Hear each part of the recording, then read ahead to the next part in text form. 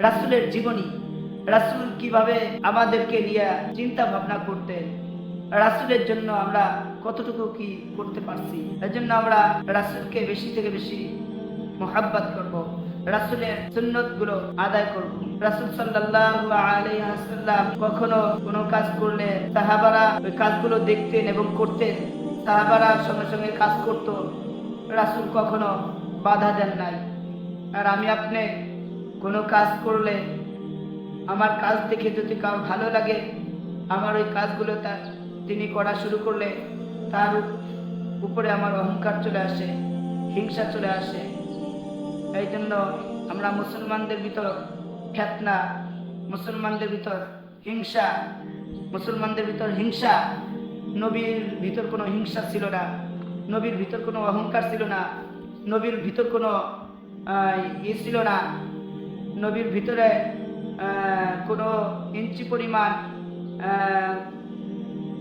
কোনো অহংকার ছিল না, নবীর ভিতরে কোনো প্রকারই তার হিংসা বিদ্যার কিছুই ছিল না। রাসূল সাল্লাল্লাহু আলাইহি ওয়াসাল্লাম সাহাবারা কাজ করছেন, রাসূল সাল্লাল্লাহু আলাইহি ওয়াসাল্লামের দিকে কাজ করতেছেন। তো সাহাবারা আসছেন, এসে ইয়া রাসূলুল্লাহ, ইয়া হাবিবুল্লাহ, আপনি কি করতেছেন? রাসূল সাল্লাল্লাহু আলাইহি ওয়াসাল্লাম এর কাজ দেখে সাহাবারা জিজ্ঞাসা করলো। রাসূল সাল্লাল্লাহু আলাইহি ওয়াসাল্লাম দেখতেছেন সুন্দর করে মাটি খনন করতেছে, আর সাহাবারা বলতেছে, ইয়া রাসূলুল্লাহ, ইয়া হাবিবুল্লাহ, আপনি কিছু করা লাগবে না, সব কিছু আমরাই করব, আপনি আমাদের দায়িত্ব দেন। রাসূল সাল্লাল্লাহু আলাইহি ওয়াসাল্লাম মুস্কি হেসে দিয়ে সাহাবাদেরকে বলছে, তুমি পানি নিয়ে আসো।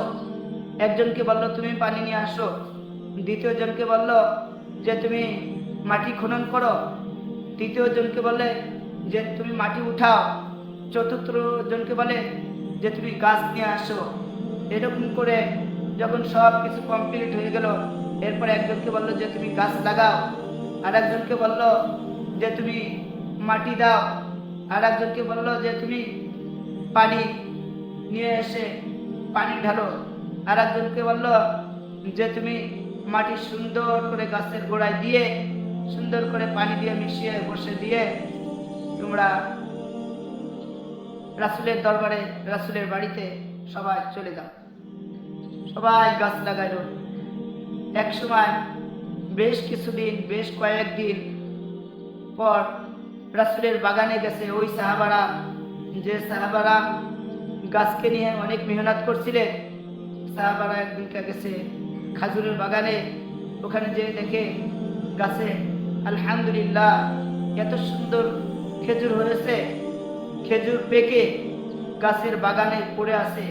রাসূল সাল্লাল্লাহু আলাইহি ওয়াসাল্লামের সাহাবারা খেজুর ওখান থেকে কয়েকটা খেজুর তুলে নিয়ে রাসূলের দরবারে গেছে। ইয়া রাসূলুল্লাহ, ইয়া হাবিবাল্লাহ, আপনার কাছে আমরা কিছু হাদিয়া নিয়ে আসছি। রাসূল সাল্লাল্লাহু আলাইহি ওয়াসাল্লাম বলল, আসো। আসার অনুমতি দিল। রাসূলের সাহাবারা আসলো, আসার পরে খেজুর নিয়ে রাসূলের হাতে দিছে। রাসূল সাল্লাল্লাহু আলাইহি ওয়াসাল্লাম খেজুর নিয়ে আসে। খেজুর নিয়ে রাসূল সাল্লাল্লাহু আলাইহি ওয়াসাল্লাম সুন্দর করে এক সাহাবারে বলল যে খেজুরটা সুন্দর করে ধুয়ে নিয়ে আসো। ধুয়ে নিয়ে আসার পরে রাসূলের কাছে আবার খেজুর এনে দিলেন। রাসূল সাল্লাল্লাহু আলাইহি ওয়াসাল্লাম সাহাবাদেরকে এক জায়গায় বসাইয়া নিজের হাতে ওই খেজুরগুলো একটু একটু টুকরা করে করে করে সব সাহাবাদেরকে নিজের হাতে দিয়েছিলেন। রাসূল সাল্লাল্লাহু আলাইহি ওয়াসাল্লাম আগে খান নাই, সবাইকে আগে খাওয়াইছেন। সাহাবারা জিজ্ঞাসা করলো, ইয়া রাসূলুল্লাহ, ইয়া হাবিবাল্লাহ, আপনি যদি খেজুর খাইতেন আমরা খুশি হইতাম, আপনি খেজুর খান। রাসূল সাল্লাল্লাহু আলাইহি ওয়াসাল্লাম বললেন যে তোমরা খেয়েছো, আমার অন্তরে শান্তি পাইছি, আমার পেট ভরে গেছে, তোমরা খেয়েছো আলহামদুলিল্লাহ। তারপর রাসূল সাল্লাল্লাহু আলাইহি ওয়াসাল্লাম সবাইকে খাওয়াইয়া এরপরে নিজে খেয়েছেন। এটা হচ্ছে রাসূলের আদর্শ ছিল, এটা হচ্ছে রাসূলের জীবনী ছিল, এটা হচ্ছে রাসূলের নিয়ম ছিল। আর এখনের জামানার আমরা যে মানুষ, আমরা কোনো কিছু আনলে আগে নিজে খাই, নিজের ছেলে খাই, মেয়ে খাই, স্ত্রী খাই, বউ খাই, সবাই খাই, কিন্তু পাড়া প্রতিবেশী কারই খোঁজ নি না। এইটা আসলে ঠিক না। রাসূলের জামানায় যেগুলো হয়েছিল ওরকমভাবে আমাদের চলার দরকার, ওইভাবে রাসূলের আদর্শ মানার দরকার, রাসূলের নিয়ম অনুযায়ী চলার দরকার।